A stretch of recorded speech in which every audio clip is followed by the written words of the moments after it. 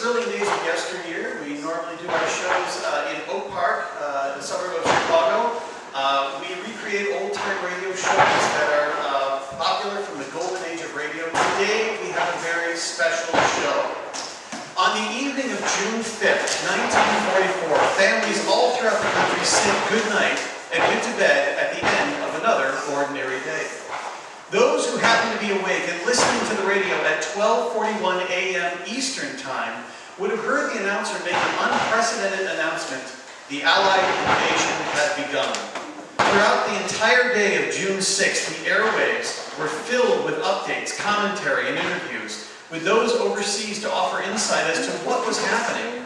Everyone was riveted to their radios. This was a time, remember, before 24-hour cable news channels, before television even, before the internet and Facebook and Twitter. This was when all of your news came through the newspaper or on the airwaves. Today, in honor of the greatest crusade in American history, we will give you a taste of what it might have been like if you were one of those American families on the home front as we bring you a condensed version of that fateful day as the announcements appeared on CBS and NBC radio, along with music commentary from around the world. You will hear the news as it was first revealed, and then witness its evolution from rumor to full fact as we honor those men and women and families overseas and at home who helped this cause over 70 years ago. So while you are listening, you might pretend you are one of those who had the fortune of being in the live audience as they watch their favorite performers do their thing. Or perhaps you might just wish to sit back, close your eyes, and imagine that you are sitting in your own living room in front of the old Philco radio, anxiously awaiting for the programs and the announcements and the updates. So join us now as we take you back to those thrilling days of yesteryear.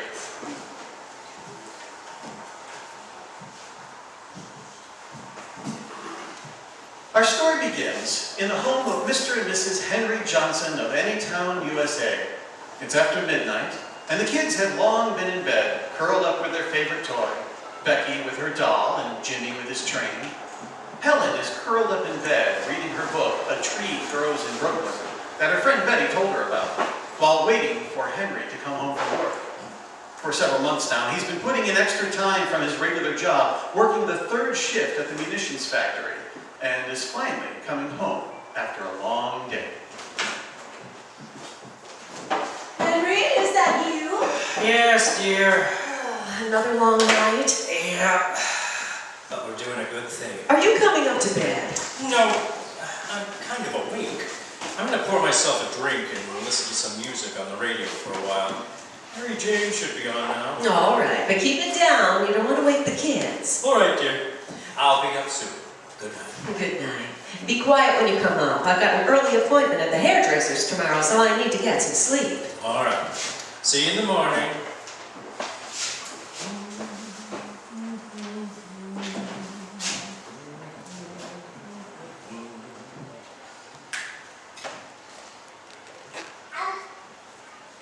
The time is now 12:45 a.m. Eastern Wartime. And now back to our program with the music of Harry James and his orchestra. Harry tells me this time looks really new. Kitty Gallen sings it, so as time goes by, keep listening for All of Me. Good. I just love her voice. Oh, what a day this has been.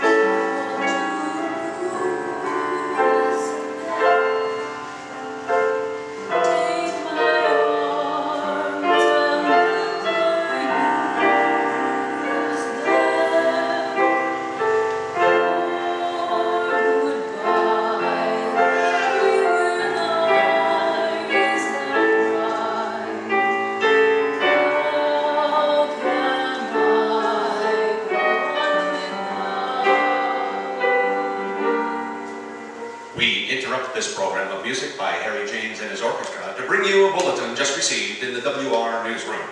London, The Germans' news agency Transocean said today in a broadcast that the Allied invasion had begun.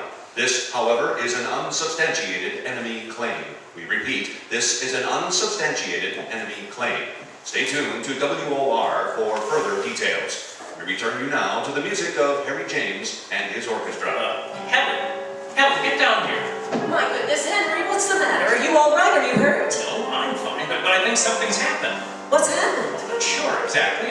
I think what I heard it was, but it was only kind of half listening to the radio when the announcement came on. What announcement? Listen.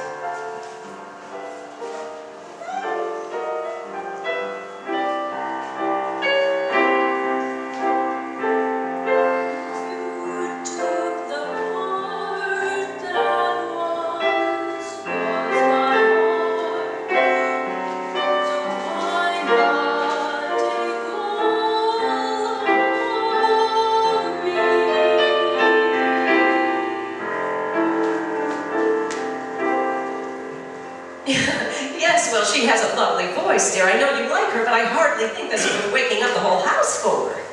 No, wait a minute. Let me see if it's here on another station.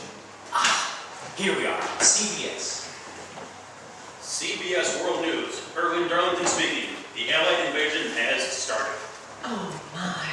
The news to this moment is all supplied by the enemy. The Germans, through the Berlin radio, tell us that the invasion, enemy's word for it, has started. There is no Allied confirmation. Shortly after 1 a.m. Eastern Wartime, Colombia's shortwave listening station heard the Berlin radio make this announcement. Quote, "Here is a special bulletin. Early this morning, the long-awaited British and American invasion began when paratroops landed in the area of the Somme estuary. The harbor of Le Havre," the Berlin broadcast went on, "is being fiercely bombarded at the present moment. Naval forces of the German Navy are off the coast fighting with enemy landing vessels. We have just brought you a special bulletin." End quotes. That was a German radio bulletin we have repeated for you. It was heard by Colombia's shortwave listening station at the beginning of the Berlin's 1 a.m. Eastern Wartime news broadcast to North America.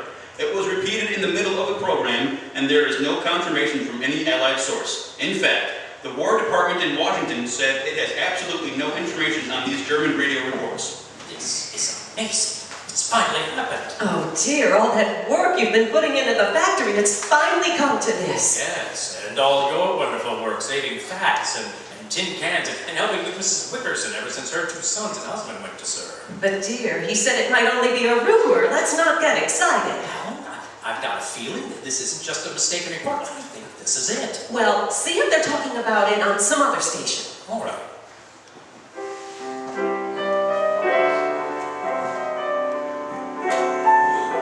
There, see? If NBC isn't reporting it, then it must be a mistake. Helen, I'm telling you. Henry, now you wake up the kids with all this carrying on.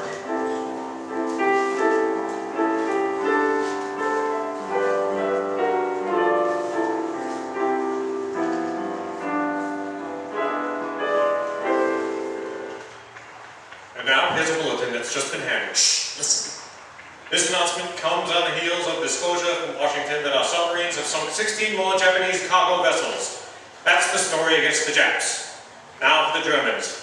London says that British submarines have sunk 31 Nazi ships in the Mediterranean and the Aegean. 5 of them were naval craft, 7 more were damaged. And on the debit side, as far as European operations are concerned, is the loss of the United States escort carrier in the North Atlantic.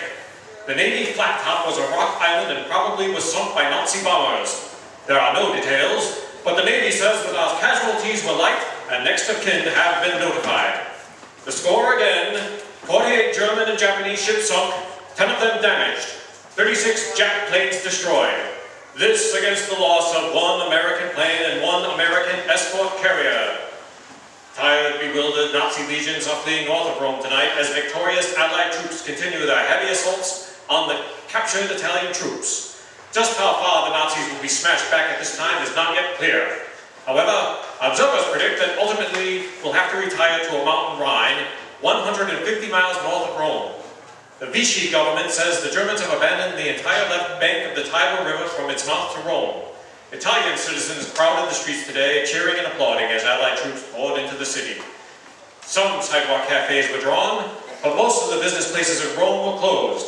NBC reporter Ralph Howard said in a broadcast from Rome tonight that the Allies today brought in their first food to be distributed among the hungry populace, and added that more and more food and medical supplies will reach Rome daily.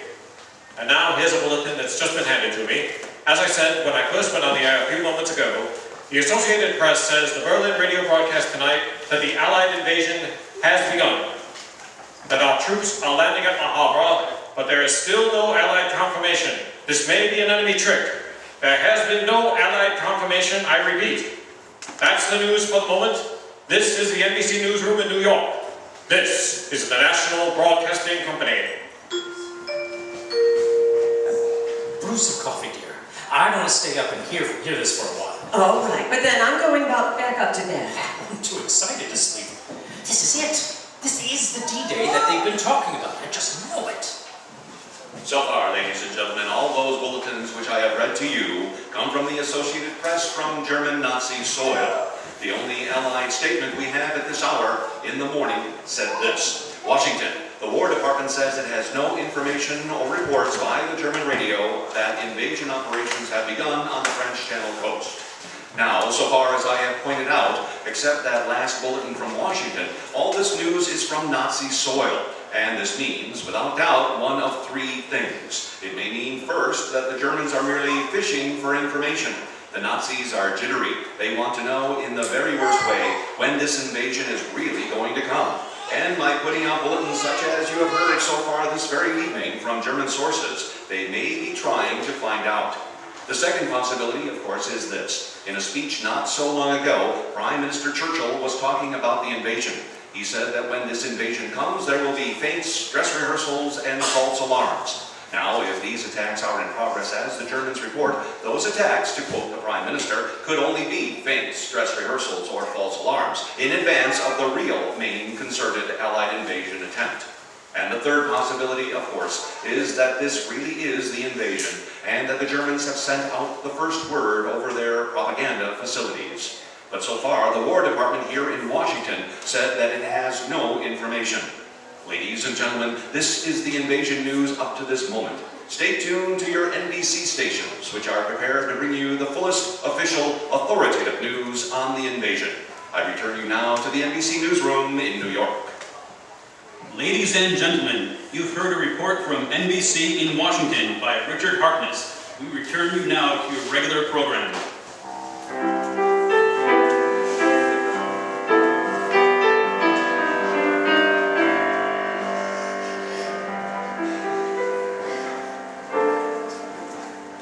The time is now 7 o'clock a.m. Eastern Wartime. Good morning, everybody. We just heard the first communique from General Eisenhower's headquarters on the invasion. Here it is in text. Under the command of General Eisenhower, Allied naval forces, supported by strong air forces, began landing Allied armies this morning on the northern coast of France. And we have also heard the first order of the day, the one issued by General Eisenhower, wishing Godspeed to his troops as they left the shores of Britain for the shores of northern France. He told them that they were about to embark on the Great Crusade. He reminded them that the eyes of the world are upon them, and that the hopes and prayers of liberty-loving people everywhere in the world are with you. He warned them that the task which they confront is not easy, that the enemy will fight savagely, and he urged upon them devotion to duty, perseverance in the task, and asked the blessing of God upon the great enterprise that the liberty-loving peoples of the world have undertaken this morning. The attack is against northern France. That much we have known as a result of the German bulletins which have been pouring in upon us all morning. It is only natural that the Germans should report first, since they are the objects of our attack, since they naturally feel its force before we feel prepared to announce it to the world. But now it is official. We know that the long delay, the anxious days and weeks through which we all have passed, are over. The great adventure has begun. The final chapter in the history of the Second World War is being written.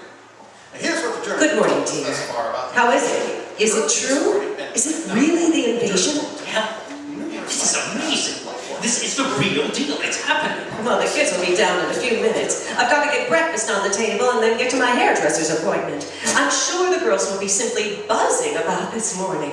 Turn it up so I can hear it from the kitchen. All right. See what they're saying on CBS, dear? Oh, all right.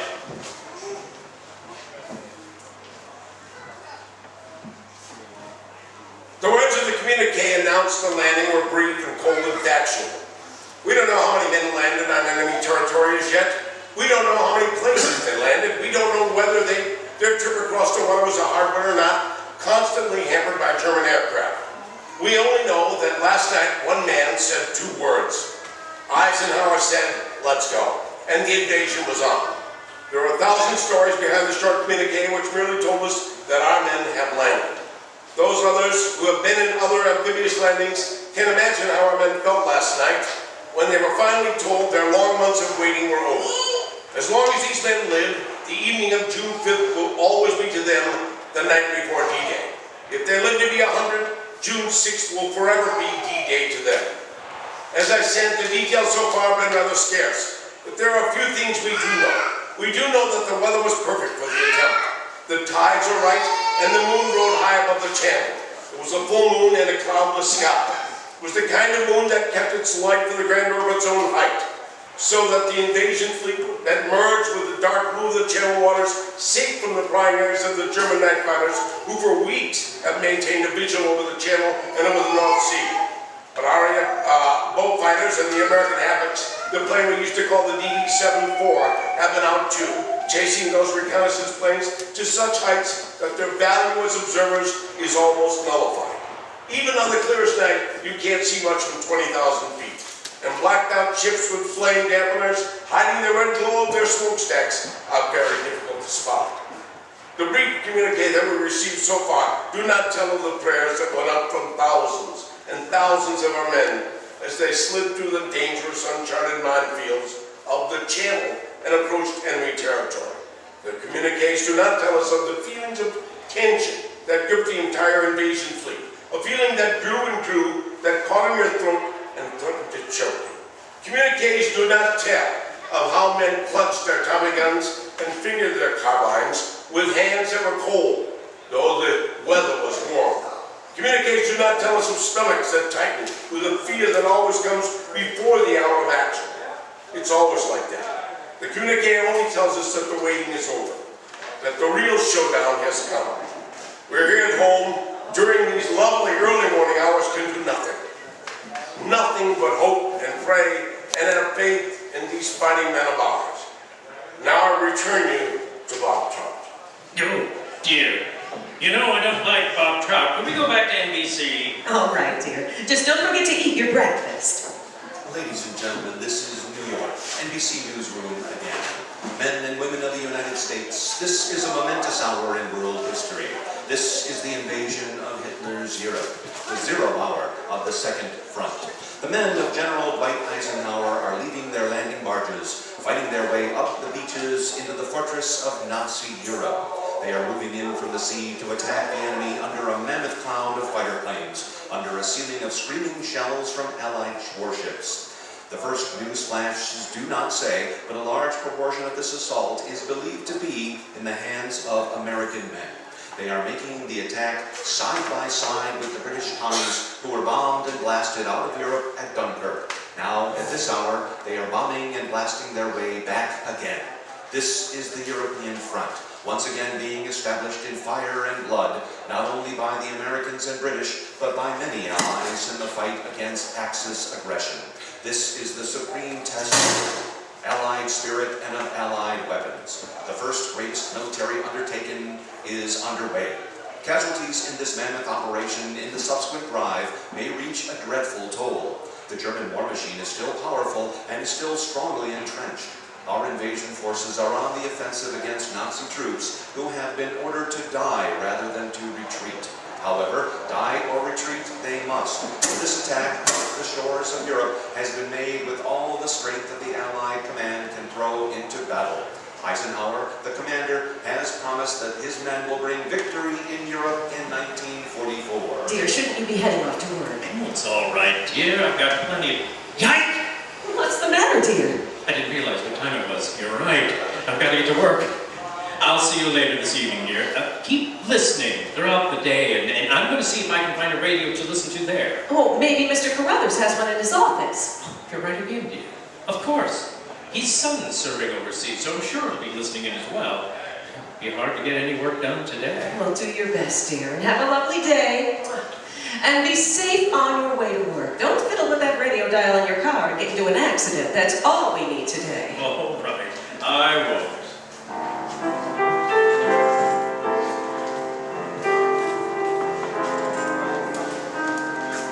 My, Madge simply outdid herself with my hair today.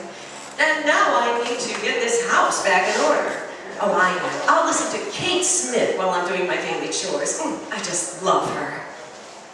Well, it's come at last. The news we've all been waiting for. D-Day and the Allied invasion of Hitler's fortress Europe. And so too our prayers for a speedy victory.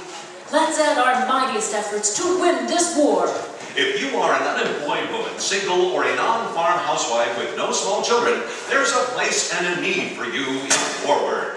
If we are to meet our war production goals, and we must meet them if we are to win the war, hundreds of thousands of women must get into Forward this year. If you've been thinking about entering Forward, remember, most war jobs are no heavier than ordinary household tasks. And remember, too, you'd be doing an important job for our country. Go to your local United States Employment Office and find where you are needed most. Do it now, today. It's high noon in New York and time for Kate Smith, who will be brought to you every Tuesday and Thursday during the summer by the makers of Sure Gel, America's fastest-selling powdered pectin product. Here she is, Kate Smith. Hello, everybody. Today is a day that no living American can ever forget. Invasion Day. Forged into our consciousness in letters of fire. It marks the pinnacle of weeks and months and years of anguished preparation, consolidating of our mighty forces. This is the hour of the death blow to those our enemies who have spread evil, sorrow, and suffering like a black shadow across the face of this earth. This is the day of reckoning, when America and her allies go forward to the terrible task of crushing completely and forever the enemy, who for 4.5 years have ravaged one helpless nation after another. This is the day that must mark the beginning of the downfall of Nazi Germany, and the downfall of all those who have sanctioned and aided the brief reign of terror, the cruelty, insanity, and arrogance of Hitler. Let the blow be swift and sure. Let us be strong and unswerving and perfect, strong in the assurance that we go forward in a cause which is right, in the liberation of the oppressed, and the restoration of human decency and dignity from the forces of evil. This is Invasion Day, Liberation Day. Here at home, we sit beside our radios, eagerly hanging on each word of news that flashes across an ocean around the world. We are filled with a conflict of many emotions: fear, excitement, and hope. But these emotions will not help those whom we most desire to help. They will not carry our brave fighting forces forward unless we harness those thoughts and guide them, and use their power to forge an invincible weapon against the foe. Today we cannot afford to stand idly by, scattering our thoughts so haphazardly that they reap only the wind.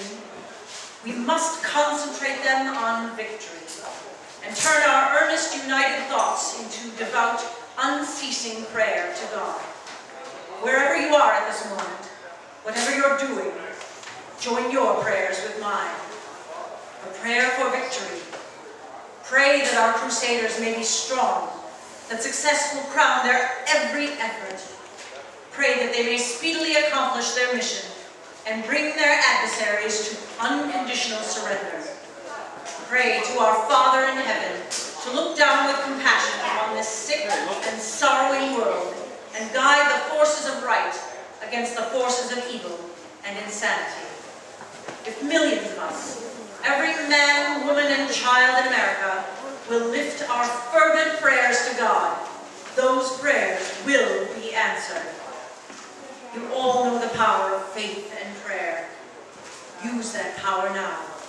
Use it with every fiber of your heart and soul and mind, so that your prayers, along with mine, may reach onward and upward to encompass and aid those we love and the cause for which they crusade.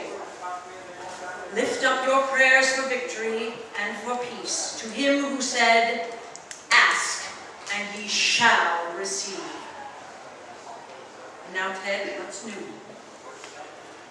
Allied invasion forces are storming ashore along northern France this noon, taking the first long step to Berlin from a bridge of ships stretching along the English Channel.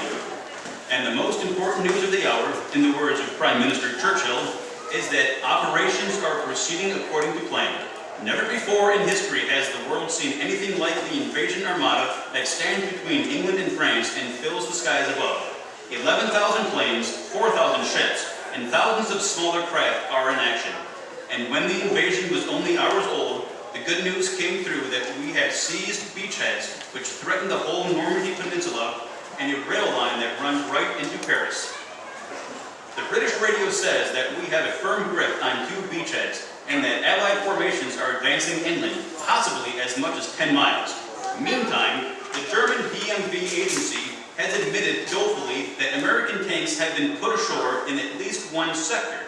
D-Day and H-hour arrived between the hours of 6 and 8:16 a.m. Western Europe time, which is between midnight and 2:15 Eastern wartime here in the United States. It was at that hour that land forces under the command of General Montgomery began moving ashore along the Normandy coast in the Le Havre-Cherbourg area. As a prelude, the Royal Air Force staged a shattering 1,300 plane attack and naval guns poured their heavy fire against Nazi strongpoints. A short time later, great forces of our airborne troops began dropping out of planes behind enemy lines. And as the invasion got underway, an American correspondent rode in a plane watching the assault, and here is what he saw.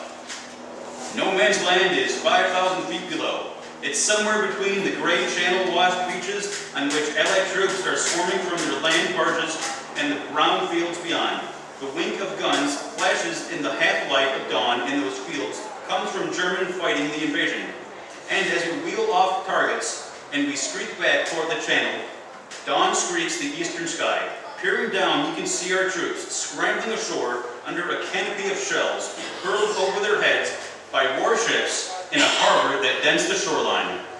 In the half-light, we can see the flashes from German shore batteries all along the coastline inside the harbor.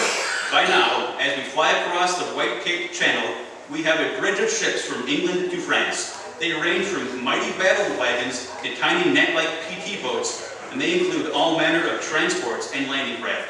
Yes, this is D-Day, H-hour, indeed. Our sponsors, the makers of Shore Gel, America's fastest-selling powdered pigment product, have allowed us today to dispense with our regular commercial announcements. This is Ted Collins inviting you to join us again tomorrow when Kate Smith speaks.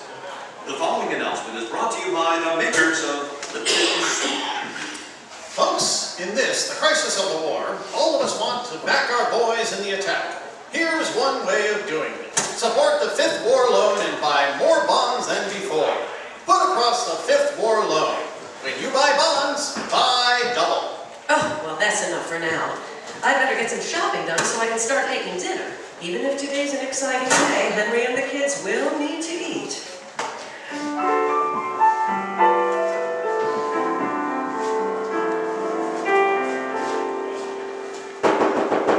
Excuse me, sir? Yes, Johnson, what is it? I'm busy. Oh, I'm sorry, sir. It's just that I'm on my lunch break and I was hoping to catch up on the latest news of the invasion. I know your son is fighting over there, so I hope you had a radio here we could listen to for a little while. As a matter of fact, Johnson, I was just about to take a little break and have a listen myself. You're welcome to join me if you like. Oh, thank you, sir. Go ahead, CBS. This is the first recording received from CBS correspondent Charles Collingwood, who is on an LST with invading forces. Well, now we're up here on the deck, on the main deck of the LST, which is crowded and packed with vehicles of every sort. The trucks are full, just reading the names on the boxes of some of them. Here's one that says cartridges, another one says hand grenades. They're all the bags and rolls in which men are going to sleep. I was wondering what the soldiers feel like. I mean, here they are aboard the LST, the last link with a peaceful land had been cut off. They're just as sealed here as though they had severed every connection with the outside world. I wonder what they're thinking about. I wonder what they feel about everything that's going on. Let's ask one of them. Hey, soldier, come over here, will you? Sure. What's your name? Staff Sergeant Alexander Ham. Alexander Ham. Where do you come from, Alex? I'm from Chicago, Illinois. From Chicago, huh? Yes. What do you feel about this thing now that you're on? Well, sir, I feel a lot better that we're on this mission here because it seems like we're doing more good than we was on the last one. What was the last one? It was an LFT. That was one of the maneuvers, wasn't it? Yes, sir, it was maneuvers. Is this one any different than that one? Yes, it is. It seems like we have a lot more equipment than we did have the last time. More guns, I suppose. Yes. You think this is going to be the real thing this time? Well, I really can't say. You think so? I don't know. Does it worry you? No, it doesn't worry me any. Are you scared? No. You're all set? Yes. Well, that's fine, Staff Sergeant Ham. Thank you. Well, these kids are certainly security conscious because there's no chance of any leakage from the ship as it is at this moment. But that one wasn't going to tell us anything.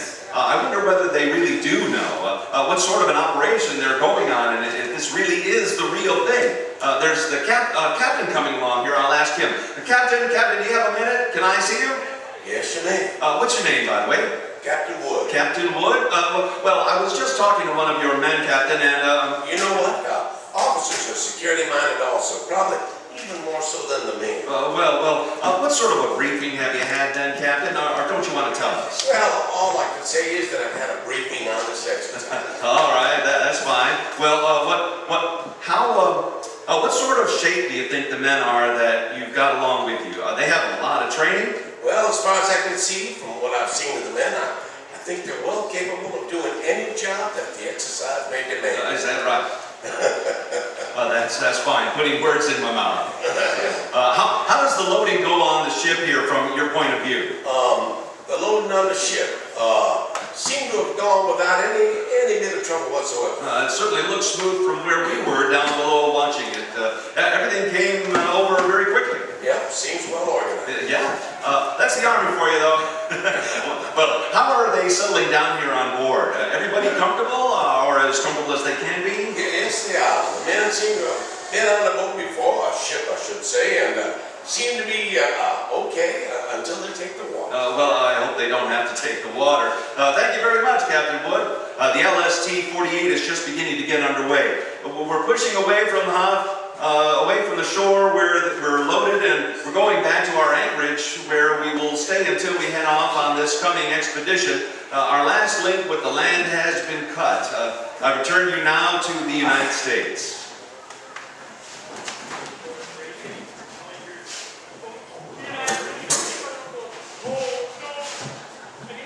We are now back at Columbia's news headquarters in New York. Today we just heard a broadcast from London. Columbia's correspondent Charles Collingwood, a recording I should say of Columbia's correspondent Charles Collingwood, who was aboard a landing ship tank before leaving the British coast and was interviewing the men who were loaded as they started off for the invasion. Well, why'd you turn it off, sir? Well, to be honest, Johnson, I'm kind of mixed about this whole thing. Of course, I'm excited for our country, and I think this will be a huge turning point for the war. We've certainly all been chipping in and doing our part to help our boys. Yes, sir, I know. It's been an honor to share the work with you at the munitions factory. Well, it's the least I can do. But on the other hand, Danny's over there somewhere, and he's not part of the surge, but I'm sure some of his buddies are. At least there are many boys just like him with mothers and fathers at home listening in. And as brave and supportive as they all are, I'm sure they're also mighty scared. Anyway, listening to this young man on transport made me think of my own boy, and I hope he's safe wherever he is and whatever he's doing. I know, sir. If it's all right with you, I think I'd like to get back to work and get my mind off of this for a while. Maybe later this afternoon we can check back for any updates. That's just fine, sir. Oh, and sir, Yes, Johnson? I'm sure he's okay. And when he comes home and safe and sound, we're gonna throw a big hero's party. We're all mighty proud of him, as I know you are. Thanks, Johnson. Now I'll get back to work. And now, Miss Osgood. There probably isn't a person in the country today who wouldn't like to broadcast his own personal good luck message to our invasion chiefs and their troops. Well, that, of course, is impossible. So NBC has arranged the next best thing. We have asked the wives of our invasion leaders to do it for us. Mrs. Dwight Eisenhower, Mrs. Harold Stark, Mrs. Carl Spotts, Mrs. Allen Kirk, and Mrs. James Doolittle. Their husbands were not only leaders, they're also fighters, men who will share with their troops all the hardships and dangers of war. Because we know these things, we feel that the wives of these men, the women who know them so well, can speak for all of us in wishing the men their husbands command a quick trip to Berlin. We hope to present as our first guest today, Mrs. Dwight Eisenhower, wife of the commander of our invasion forces. Mrs. Eisenhower cannot be with us this morning, but she's given us a personal message to us to broadcast for her, and here are her words. This period of waiting for the invasion has been a great strain for all of us. We have been waiting and watching for the word, which finally reached us officially at 3:32 this morning. We now know that our men are attacking our enemies. We know that they will be victorious, but we also know that they have many trying hours ahead, hours in which we shall find it difficult not to be restless and unnerved. We're eager to help in some big way, and yet, if we could ask our fighting men what they would have us do, they would tell us, ours is the job to fight, yours to help, by remaining as cheerful and as busy as possible. So let's have faith, cheerfully wish them luck, and work a little harder than ever before, even if only to roll bandages for an extra hour each week. It will all count, all help to bring our men home soon. This has been a personal message from Mrs. Dwight Eisenhower, wife of the commander of our invasion forces. And now, let's hear from Mrs. Harold Stark. Her husband, Admiral Stark, is in command of all our naval forces in European theater. And what is your wish for the Admiral and his men today, Mrs. Stark? My wish is the same as that of everyone else. May the troops have all the luck in the world so that the victory will come quicker. I want to add something more. In fact, I think we all have the same idea in the back of our minds, that it's going to take more than just plain luck. Yes, indeed, we do need more than an ordinary share of luck. But at least we know that we have the best of everything else. Leaders, men, equipment. But we need more than that. Our troops are launching the biggest military operation in history. Naturally, their success is our biggest concern, but we aren't helping by just thinking about it. Our own spirits will remain higher, and the war be shortened if each of one of us keep busy as possible. Well, I understand that you yourself are a very good example of keeping busy, Mrs. Stark. But speaking of advice, tell us, have you ever given the Admiral any instructions as to how he can take care of himself? Yes, indeed, I have sent him plenty of instructions. Carrying out those instructions is another matter. In fact, he has slept through several air raids. Well, that sounds as though the Admiral isn't afraid of a Luftwaffe. And judging from recent operations, it doesn't look as if any of our high command is. However, the German Air Force is something to be reckoned with in this invasion. Mrs. Spotts, who is wife of Lieutenant General Spotts, commanding the Strategic Air Forces in Great Britain, should be able to tell us something about that. Mrs. Spotts? Actually, Miss Osgood, I would rather talk about our own air forces than the Luftwaffe. As an air wife, I am tremendously proud of our air forces, especially the magnificent pre-invasion job they have done. That great softening up job will be responsible for saving the lives of thousands of American soldiers and sailors. Well, this is true, Mrs. Spotts. And at that, though, I should think must be very reassuring to the families of those infantrymen and artillerymen and all the others who are today battling their way into Hitler's Europe. Yes, it must help to know that air power has made it easier for the others. And it should also be the greatest comfort and pride to the families of Air Force men, especially to those families whose men are missing or have been killed in action. You'll remember Prime Minister Churchill's famous phrase, "Never have so many owed so much to so few." That is as true today as it was in 1940, for the aerial supremacy which we so surely have will cut invasion casualties to an absolute minimum. We may have what will seem like very high casualties these first few days, Mrs. Spotts, but we know there will be nothing like what we might have had without air superiority. That's very true. And you can be sure we do have that air superiority, for the invasion would not have been launched without it. Never in history has a great military undertaking been so carefully planned. I hope all you wives and mothers understand that. Everything has been thought out and done to give that man of yours the best chance possible of coming through this terrific action. You can be sure of that, and you can take comfort in it. Thank you very much, Mrs. Potts. And we send our good luck greetings to your husband and his airmen today. We also add on our thanks for making it safer and easier. Now the Navy, too, has a big job in this invasion. Everything from our biggest warships to the smallest landing boat has a specific job to do. The man who was in charge of the United States Naval Invasion Task Forces, Admiral Alan G. Kirk, once summed up the Navy's responsibility very well. Just how did he put it, Mrs. Kirk?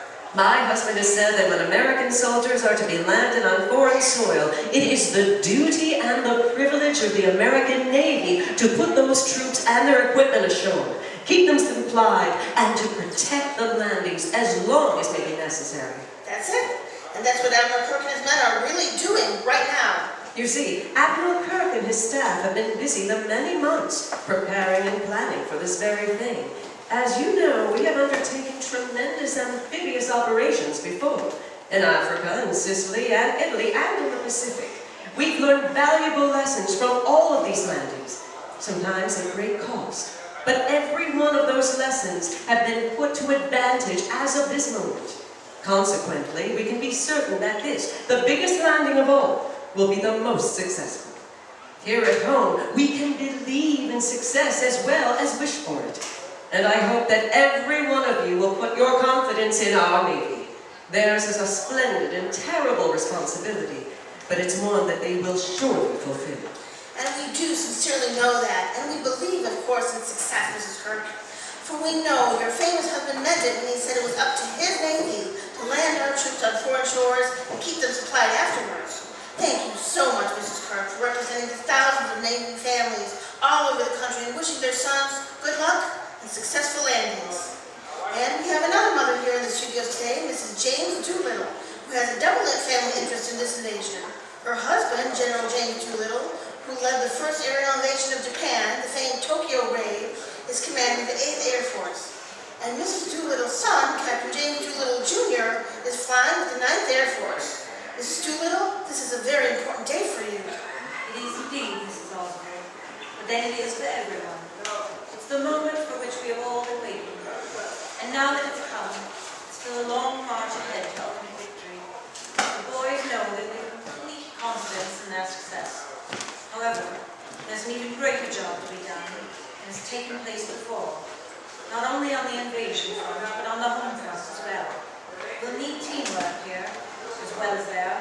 Well, we certainly agree with you on that, Mrs. Doolittle. Our troops expect even more than our confidence. We need more than ever to show our courage. They expect us to keep our chins up. We know that this invasion will be costly, and as Mrs. Stark has said, there's nothing like work to take our minds off of that. And too, it makes our men happy. I've talked with so many of them who have come home from the fronts, and they are much more contented. They know that their women are actually doing something, anything to hurry victory. I'm glad you mentioned that, Mrs. Doolittle. I'm sure that all those women who are doing some kind of war work feel a very special contentment and pride today. They know that they helped make this invasion possible. That's right. And that's why I'd like to say, especially to those mothers who have given so much to our victory, your sons are fighting to make that victory possible. General Doolittle has said to me very often, my boys are tops. They never stop to think what may happen to them. They just do their job. Thank you, Mrs. Doolittle. I think you summed it up very well. And that is what thousands of Americans are doing today.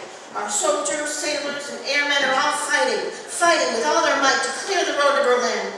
They aren't thinking of what might happen to them, they're just doing their job. And behind them is a nation not only wishing them luck, but pushing them along that road with everything it has. The wise of our invasion leaders have put it better than anyone else could possibly have done. The men have our prayers, our confidence, and our support.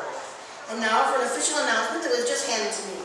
Tonight, at 10 o'clock Eastern Wartime, the President of the United States will speak over the NBC network. This is the National Broadcasting Company.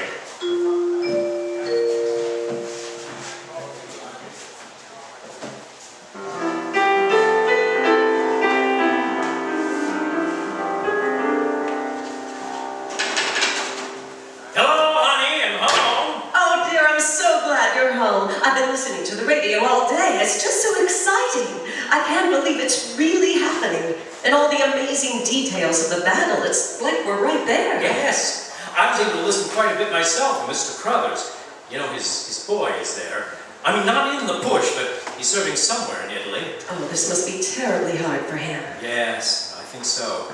But he's holding up well, and he's certainly excited about today, and hopefully this will bring the war to an end soon, so his son can come home. Oh, that would be nice. Oh, land's sakes, this house is all at 6 and 7s because of this invasion.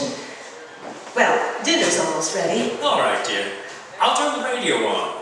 The show is just starting. We can listen to Red Skelton while we get everything set up. Oh, good.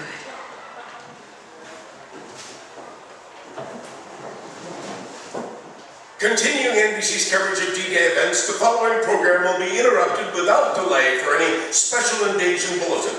Ladies and gentlemen, this is Marvin Miller speaking to you from Hollywood on Red Skelton's farewell show. And now we'd like you to meet the star of our show, Red Skelton.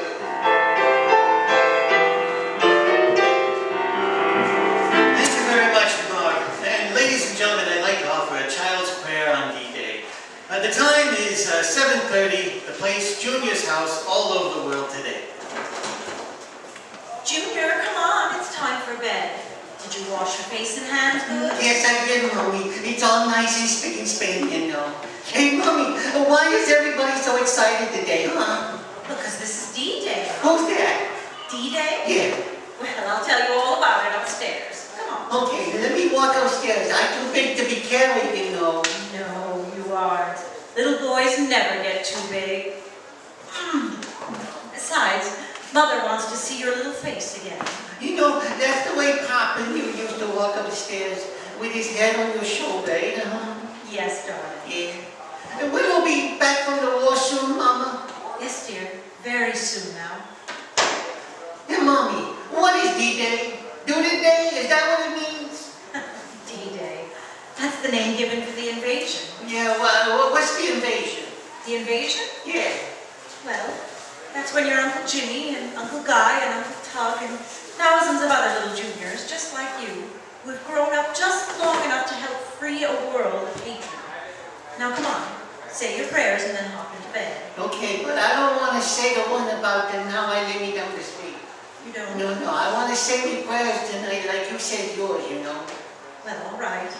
Wait until I light the little night candle. Okay, you like the light of one, like my candle. Now, there you are. Yeah, now you kneel down beside me now, and then kneel down. Okay, now, and then you fold your hands like this. Okay. Dear God, bless me, Mommy, and bless all me little buddies, mummies tonight. Let your angels protect all the little boys in the world. And somehow, let their mothers know that they are safe. Help them not worry. Even listen to the prayers from the hundreds of folks who took guns and supplies from the little kids next door. But they didn't realize they were sending the little boys out to fight without ammunition when they cashed in their war bonds. And bless the little boys and girls who drive their hop-up cars that waste gasoline. Also, listen to the ones who don't share their cars with their neighbors, because they will from now on. And dear God, please help me grow up to be a real man so that I can help build a nice, clean place for everyone to live in. And don't let me be prejudiced. Make me know that we is all your children, regardless of race, regardless of religion or nationality. Let me know that we is all one. Protect all the little boys in strange lands today and bring them back safely. Bring them back, dear God, with 2 feet so they can walk up to the gate, with 2 eyes so they can see the smiling faces on the ones that they left behind, and give them 2 arms so they can give their loved ones big bear hugs with them. And bless Mommy because of all her sons. Oh, and bless the man next door who didn't care if he got more than his share of defense work when he was doing it. Because he gets gets up early every morning at daylight and goes to work. And dear God, please bless President Roosevelt and all his buddies, because they're working hard. And help me be brave so I can protect me mommy while Pop's away. And now, they lay me down to sleep. I pray the Lord my soul keep. There you go. Cover up, my little buckaroo.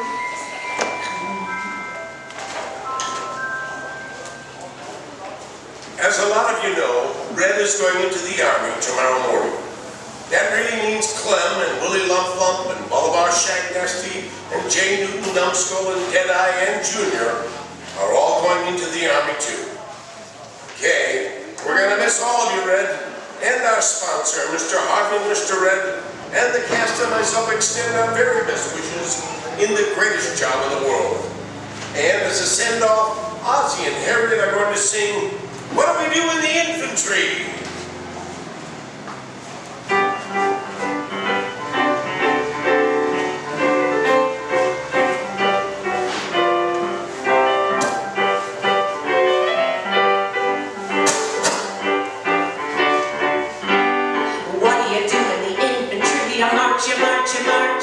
What do you do when your pack is got your back is hit the starch? There's many a fall in the cavalry, but not a fall in arch. What do you do in the infantry? You march, you march, you march. What do you do in the infantry? You hike, you hike, you hike. What do you get in the infantry? A left and right, a blank. The son of a gun and the signal corps is traveling on a bike. And what do you do in the infantry? You hike, you hike, you hike. The hard way, the hard way. Swell you get there the hard way. What do you do in the infantry? You win, you win, you win. What do you do for victory? You move into Berlin. The rest of the army are riding, riding through a triumphal arch. And what do you do in the infantry? You march, march, march.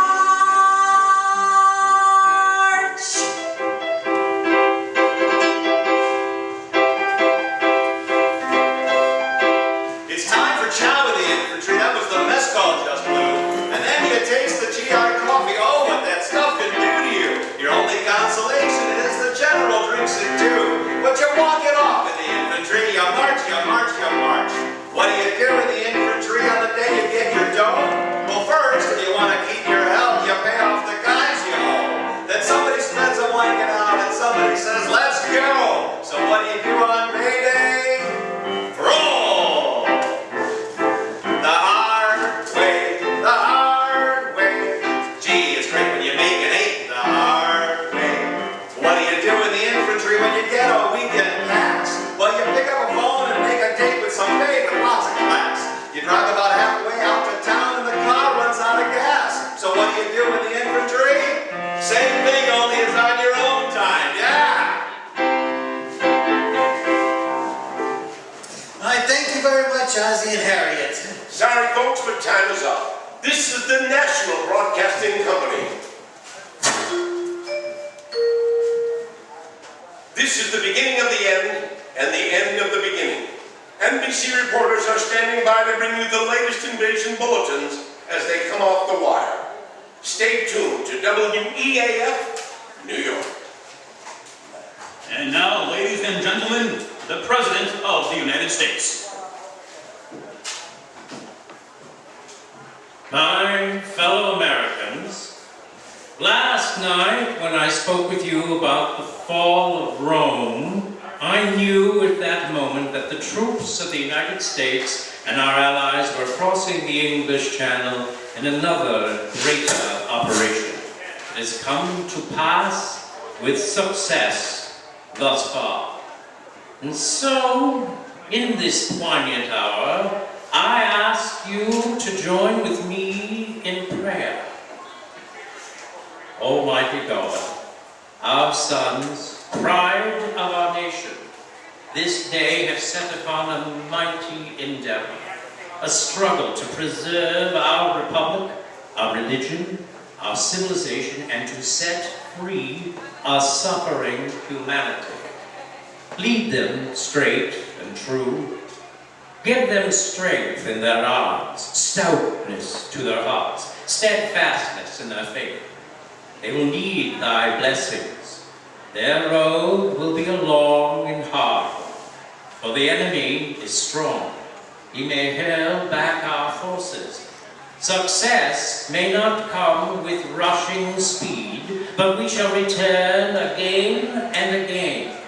And we know that by thy grace and by the righteousness of our cause, our sons will triumph.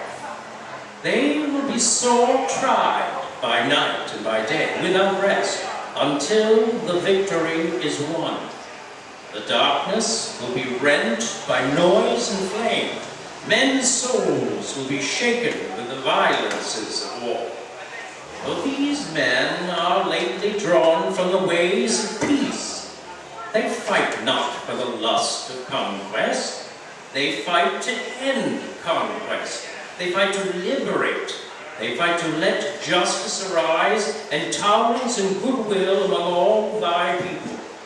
They yearn but for the end of battle, for their return to the haven of home. Some will never return. Embrace these, Father, and receive them, thy heroic servants, into thy kingdom. And for us at home, fathers, mothers, children, wives, sisters, and brothers of brave men overseas whose thoughts and prayers are ever with them, help us, Almighty God, to rededicate ourselves in renewed faith in Thee in this hour of great sacrifice.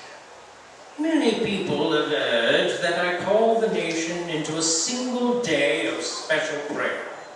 But because the road is long and the desire is great, I ask that our people devote themselves into a continuance of prayer as we rise to each new day, and again when each day is spent. Let words of prayer be on our lips, invoking thy help to our efforts.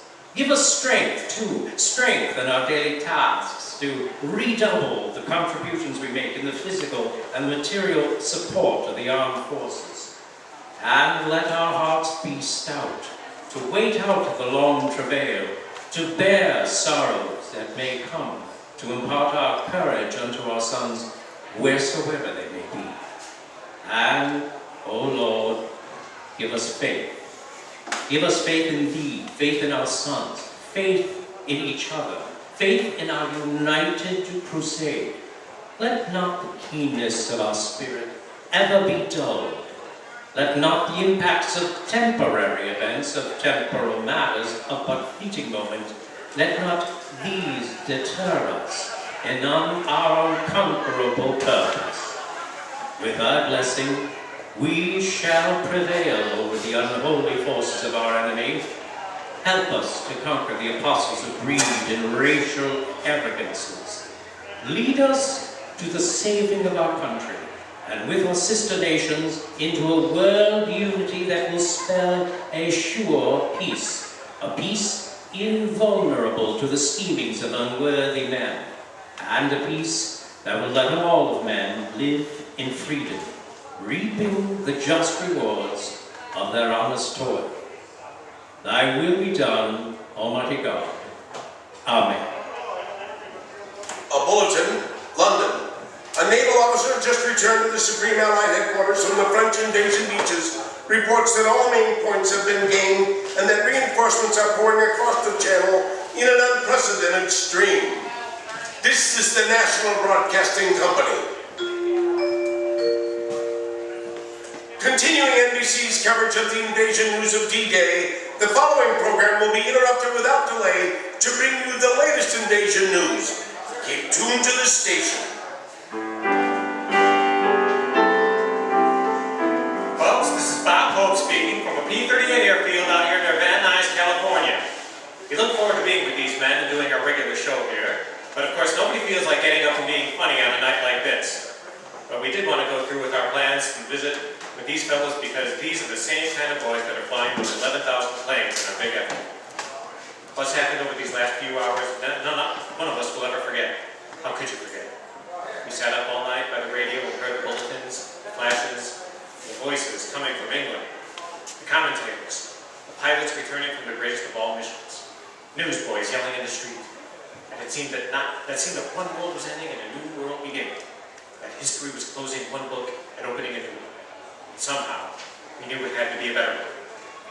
We sat there, dawn began to sneak in, and you thought of the hundreds of thousands of kids you'd seen in their camps the past 2 or 3 years.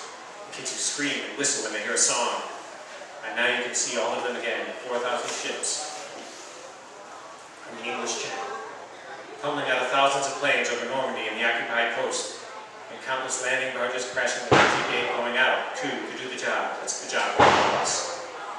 The sun came up and you sat there looking at the same huge black headline. That one great black word with the exclamation point, invasion. That one word the whole world has waited for, and all of us have worked for. We knew we'd wake up one morning and have to meet it face to face. The word in which America has invested everything these 30 long months. The efforts of millions of Americans building planes and weapons, shipyards, and the men who took the stuff across. Little kids buying war bonds and housewives staining bacon grease. Farmers working around the clock. Millions of young men sweating it out in camps and fighting the battles that paved the way for the headline this morning. Now the investment must pay. For this generation and all generations to come.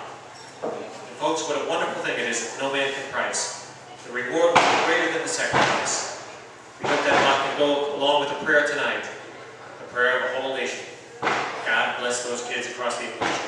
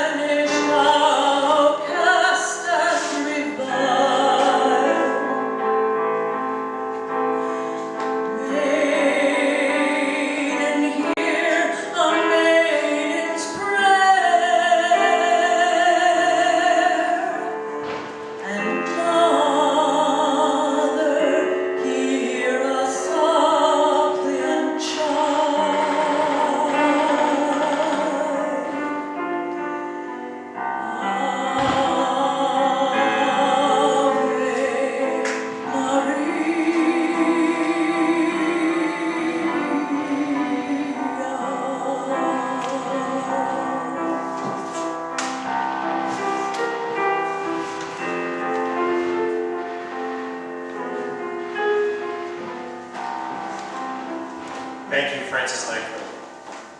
Ladies and gentlemen, we took sort of a poll today to find out what number these boys would like to hear. Of course, we had to change our format a little due to our regular show. And these P-38 pilots to the ground crewmen here at Van Nuys Aerodrome would like to dedicate their next tune to their fellow airmen over there. And here we bring Jerry Colonna and Vera Vague under wraps tonight out to lead the Air Force song. How about that, boys, huh?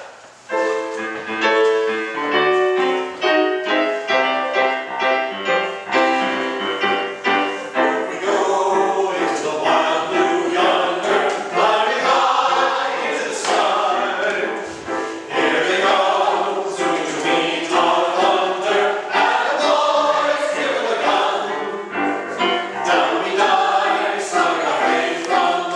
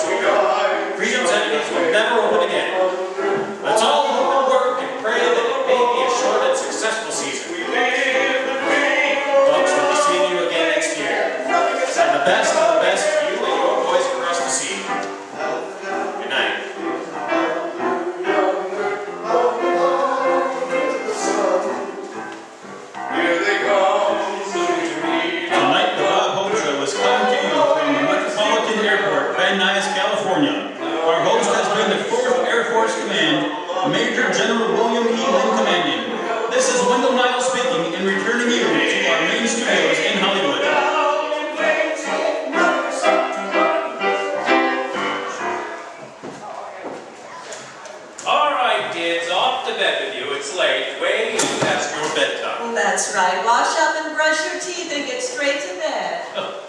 Oh, my goodness, Henry, what a day this has been. Yeah, sure has. Like nothing we've ever seen before, nor I hope we ever see again. Well, let's hope you're right. Come on, turn off the light. Let's get some sleep.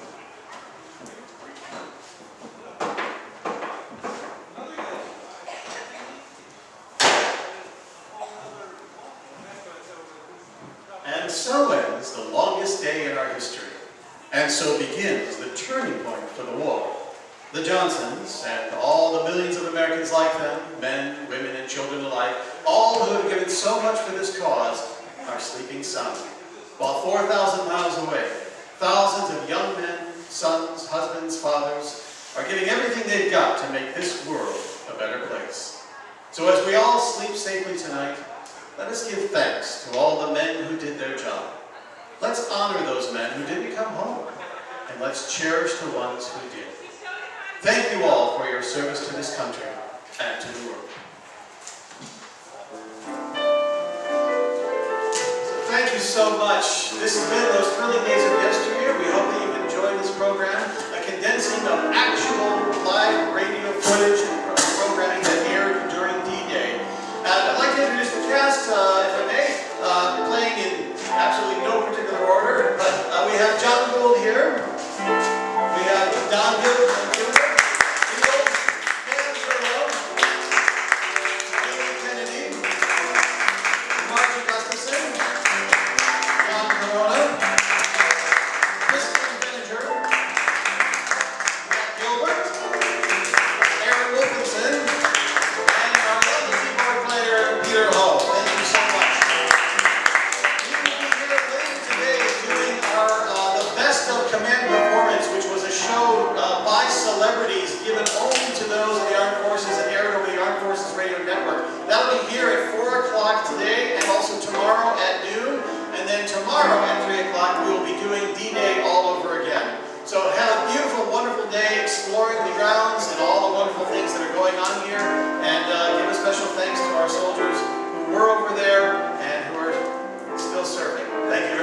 And this has been Newly.